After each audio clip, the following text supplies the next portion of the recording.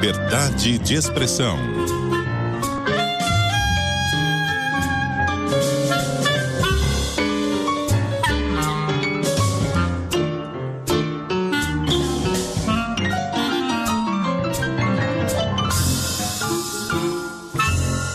Nesta semana, um dos destaques do noticiário sobre a Covid-19 foi a interrupção temporária dos testes com a vacina de Oxford, devido à informação de que uma das pacientes, uma voluntária no Reino Unido, teve uma reação adversa grave. Protocolos cumpridos, informação publicada, está sendo feita uma reavaliação. Expectativa é que os testes sejam retomados com autorização de um comitê externo e independente. O tema, contudo, chama atenção para um debate. É ético usar voluntários para testar vacinas? Para discutir os assuntos, ou esse assunto, nós convidamos o Dr. Gabriel Zelka, presidente do Conselho de Ética da Sociedade Brasileira de Imunizações, e o Dr. Alcino Bonella, professor e pesquisador de bioética da Universidade Federal de Uberlândia, que integra a Associação Internacional de Bioética. Dr. Gabriel Zelka, muito obrigado pela sua gentileza, ter aceitado o nosso convite. Bom dia para o senhor. Bom dia, é um prazer estar com vocês. Doutor Alcino Bonella, muito obrigado também pela gentileza. Bom dia. Bom dia, Gabriel. Tudo bem? Eu que agradeço Milton e Cássia. E eu aqui coloco assim o desafio aos senhores, apesar da complexidade sempre do tema, para que cada um ocupe 2 minutos do seu tempo para cada resposta. E eu começo com o Dr. Gabriel Zelka para entender qual é a opinião do Dr. Zelka a propósito do uso de voluntários para testar vacinas do ponto de vista ético. Bem, eu entendo que o que se deseja estudar, o que se deseja discutir é a deliberada infecção dessas pessoas, depois de vacinadas, com vírus selvagem para verificar a eficácia da vacina. É isso, não é, Milton? É isso que se deseja discutir.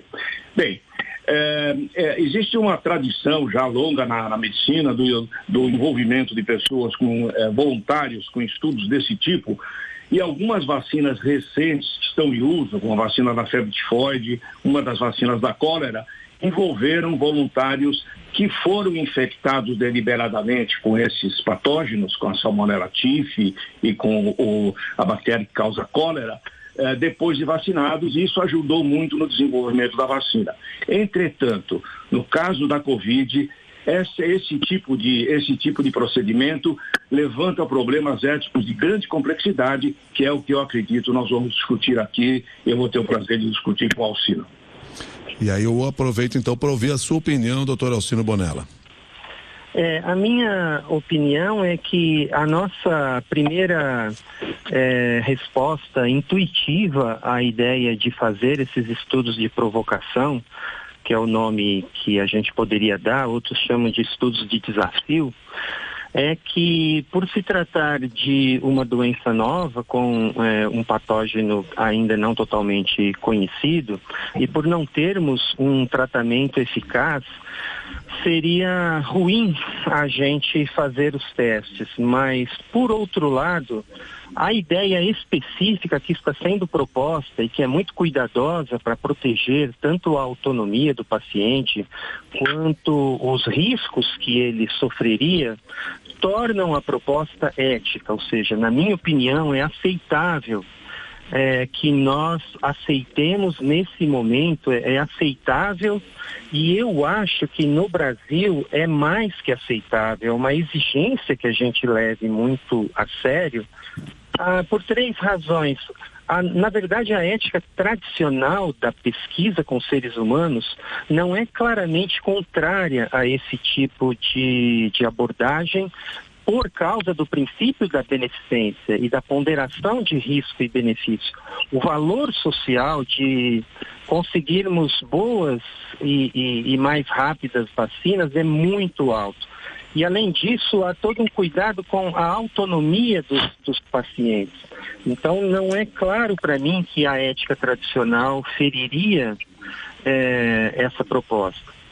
Além disso, essa proposta tem a ver com o altruísmo das pessoas, especialmente dos jovens, e é muito estranho que a gente não aceite o altruísmo e a benevolência das pessoas, de modo que eu acho que, pelo valor social, eu acho que pelo respeito à autonomia e pelas condições que há no Brasil, nós deveremos repensar essa nossa posição. Agora eu quero ouvir o Dr. Gabriel Ozelka a respeito do que acabou de dizer o professor Alcino Bonella, essa ponderação de risco e benefício, levar em conta também o altruísmo das pessoas nessa questão e a autonomia delas para escolher se voluntariar para esses testes, isso não seria suficiente para tornar esses testes éticos?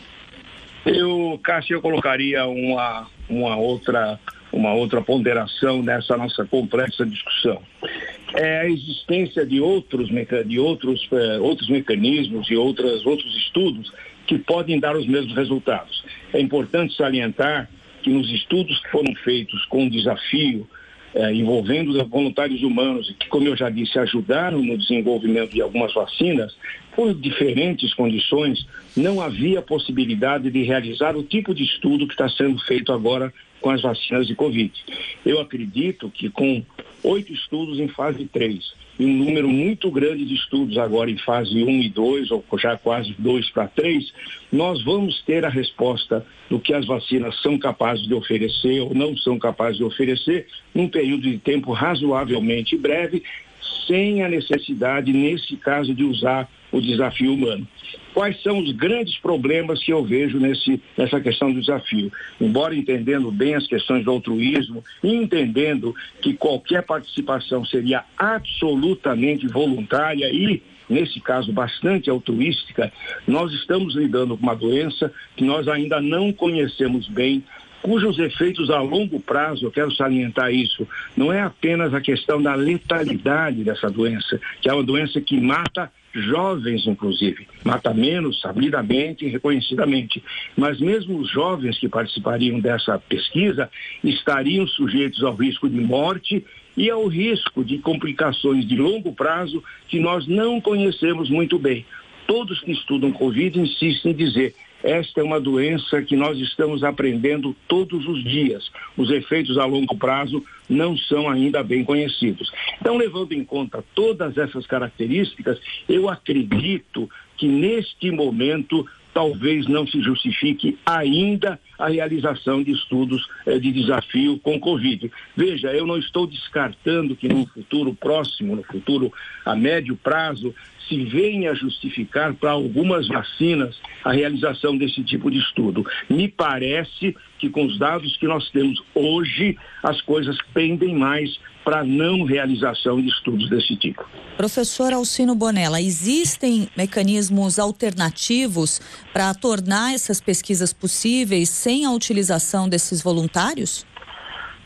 Existem. A principal é a que já estamos usando. A questão é que a que estamos usando, ela normalmente tem várias limitações, mesmo já tendo de 7 a 9 ou 8 vacinas mais promissoras e mais de 100 em estudo. Nós precisamos lembrar que, em geral, demora-se vários anos para se chegar a uma boa vacina. A mais rápida que tivemos, se não me engano, foi em 4 anos.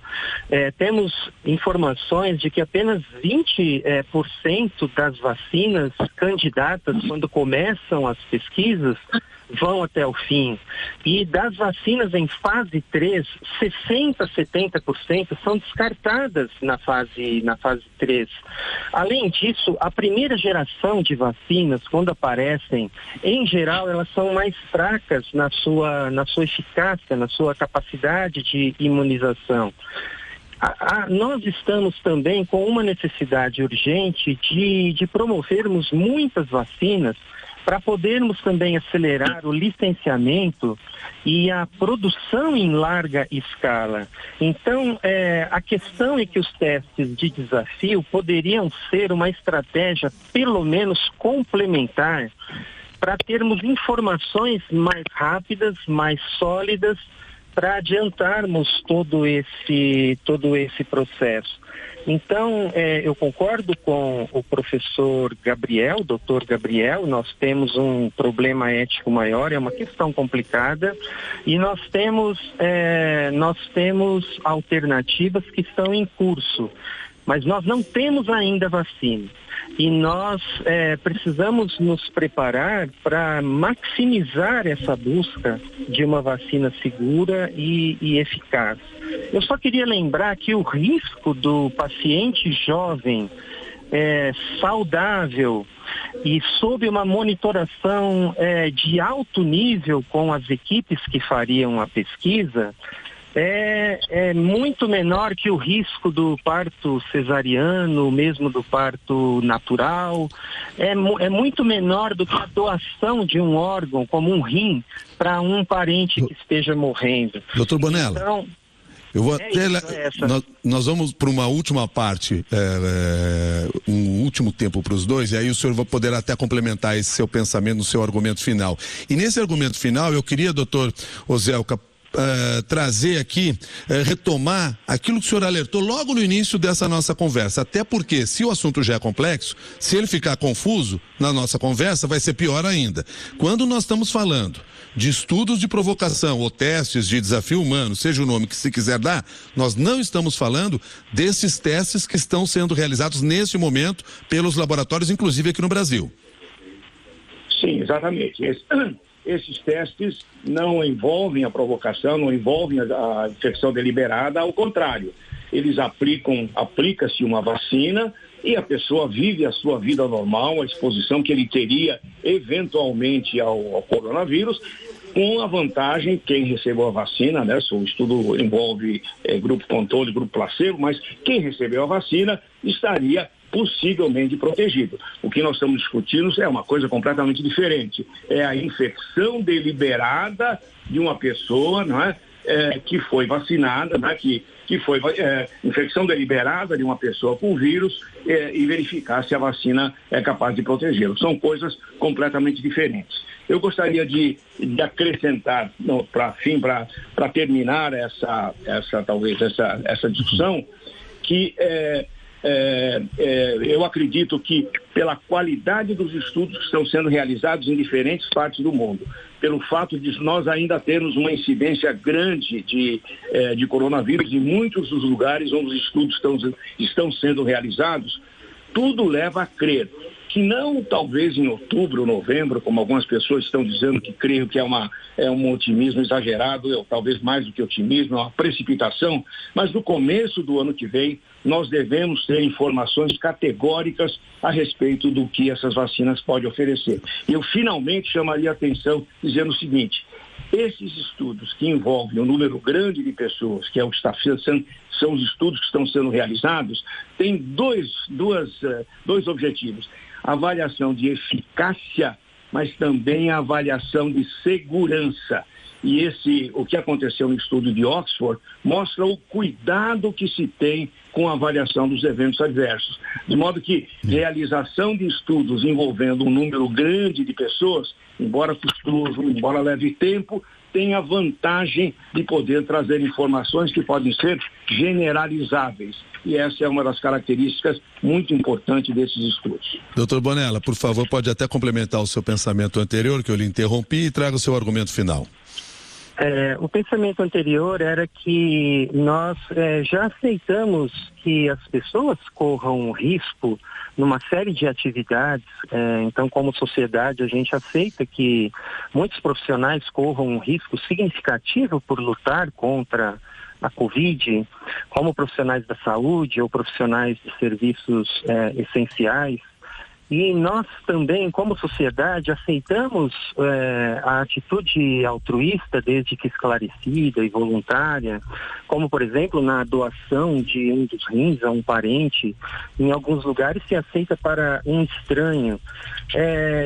Levando em conta também que, por exemplo, exatamente por estarmos muito preocupados com a segurança e a eficácia, e estes estudos que são feitos quando se trata do estudo de desafio mesmo, com poucos indivíduos, de 100 a 200 a 300, você tem uma informação muito mais precisa sobre a segurança e a eficácia, você estaria também protegendo o que viria logo após, que é a fase 3, no sentido tradicional, sem o desafio, porém com menos pessoas.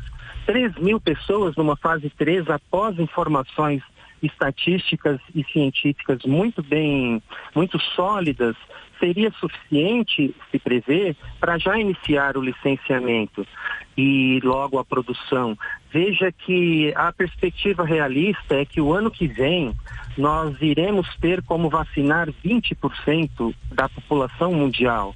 E só em 2022 isso vai ser bastante estendido.